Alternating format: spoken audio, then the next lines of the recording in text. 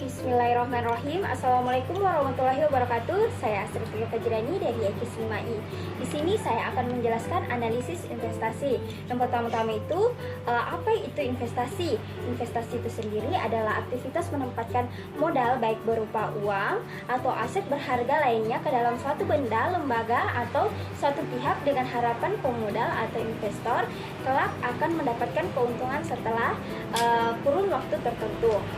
Istilah investasi sendiri berasal dari bahasa Italia, investir, yang berarti memakai atau menggunakan. Umumnya dana atau aset yang ditanamkan oleh seseorang investor akan dikembangkan oleh badan atau pihak yang mengelola. Keuntungan dari hasil pengembangan tersebut nantinya akan dibagikan kepada investor sebagai timbal balik sesuai dengan ketentuan antara kedua belah pihak. Selanjutnya ada tujuan investasi. Berikut beberapa tujuan investasi. Yang pertama itu untuk mendapatkan penghasilan tetap.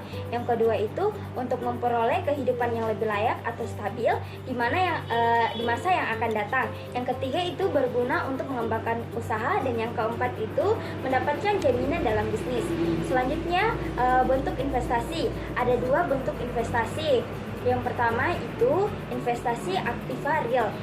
Investasi ini dilakukan oleh seseorang baik dalam bentuk yang terlihat maupun yang tidak terlihat, seperti investasi tanah, investasi logam, investasi properti maupun lain sebagainya. Selanjutnya itu ada investasi yang kedua, investasi aktiva finansial. Investasi finansial ini dilakukan oleh investor sebagai bentuk sekuritas. Salah satu contohnya yaitu investasi deposito dan saham. Selanjutnya ada jenis-jenis investasi.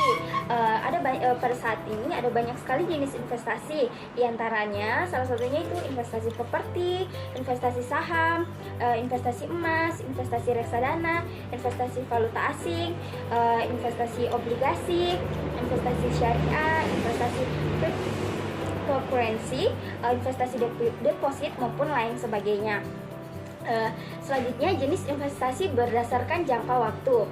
Terdapat dua jenis investasi yang dikategorikan berdasarkan jangka waktunya, yaitu pertama investasi jangka pendek. Investasi jangka pendek merupakan investasi yang memungkinkan untuk mendapatkan keuntungan kurang dari 3 tahun.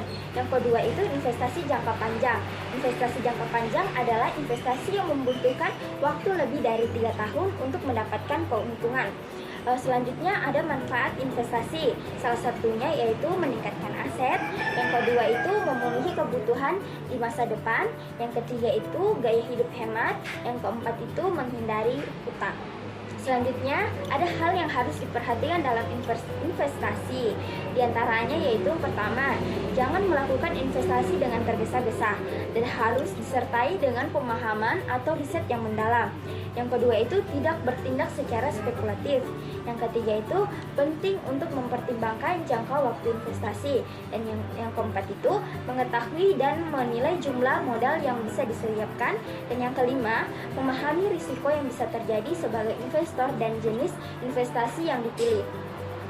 Di dalam analisis investasi terdapat materi pokok, pasar, dan pemasaran, yang dimana pengertian pasar itu sendiri yaitu tempat bertemunya pembeli dan penjual untuk melakukan transaksi jual beli barang atau jasa. Ciri khas dari pasar ini adalah adanya kegiatan transaksi atau jual beli. Pasar memiliki sekurang-kurangnya 3 fungsi utama, yaitu fungsi distribusi, fungsi pembentukan harga, dan fungsi promosi. Sebagai fungsi distribusi, pasar berperan sebagai penyalur barang dan jasa dari produsen ke konsumen melalui transaksi jual beli. Sebagai fungsi pembentukan harga, di pasar penjual melakukan permintaan atas barang yang dibutuhkan. Sebagai fungsi promosi, pasar juga dapat digunakan untuk memperkenalkan produk baru dari produsen kepada calon konsumennya. Selanjutnya ada jenis-jenis pasar. Jenis-jenis pasar menurut fisiknya. Yang pertama itu pasar konkret atau pasar nyata, yaitu bertemunya pembeli secara langsung. Yang kedua itu pasar abstrak atau pasar tidak nyata, yaitu transaksi melalui telepon ataupun internet. Selanjutnya jenis-jenis pasar menurut waktunya, yaitu ada pasar harian, pasar mingguan, pasar bulanan maupun pasar tahunan. Selanjutnya, jenis-jenis pasar menurut barang yang diperjualbelikan. Yang pertama itu ada pasar barang konsumsi, adalah pasar yang memperjualbelikan barang-barang konsumsi untuk memenuhi kebutuhan manusia. Yang kedua itu pasar sumber daya produksi, adalah pasar yang memperjualbelikan faktor-faktor produksi seperti tenaga kerja. Selanjutnya, jenis-jenis pasar menurut luas kegiatannya, yaitu ada pasar setempat, adalah pasar yang penjual dan pembelinya hanya penduduk setempat. Yang kedua itu pasar daerah atau pasar lokal, adalah pasar di setiap daerah yang memperjualbelikan barang-barang yang diperlukan penduduk daerah. Yang ketiga itu pasar nasional, adalah pasar yang melakukan transaksi jual beli barang mencakup suatu negara. Dan yang keempat itu pasar internasional, adalah pasar yang melakukan transaksi jual barang keperluan masyarakat internasional. Selanjutnya itu ada jenis-jenis pasar menurut bentuknya. Yang pertama itu pasar persaingan sempurna, yang kedua itu pasar persaingan tidak sempurna. Selanjutnya ada jenis-jenis pasar menurut sifat pembentukan harga. Yang pertama itu pasar persaingan, adalah jenis pasar di mana tempat terbentuknya harga dipengaruhi oleh permintaan dan penawaran. Yang kedua itu pasar monopoli, adalah jenis pasar yang dikuasai satu penjual yang bebas menentukan harga.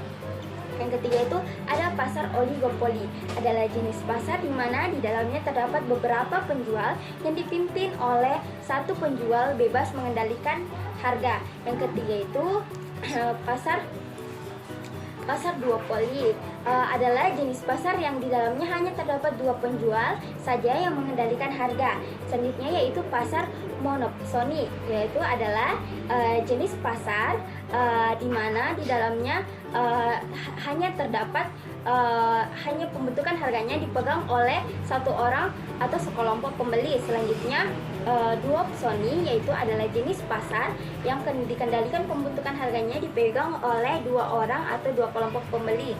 Selanjutnya pasar oligopsoni, adalah jenis pasar yang kendali pembentukan harganya dipegang oleh beberapa orang atau beberapa kelompok pembeli. Selanjutnya ada pengertian pemasaran, di mana pemasaran itu sendiri adalah keinginan manusia dalam hubungan dengan pasar. Pemasaran maksudnya bekerja dengan pasar untuk mewujudkan transaksi bisnis magic tricks yang memungkinkan terjadi dalam memenuhi kebutuhan dan keinginan. Sekian penjelasan dari saya. Terima kasih. Wassalamualaikum warahmatullahi wabarakatuh.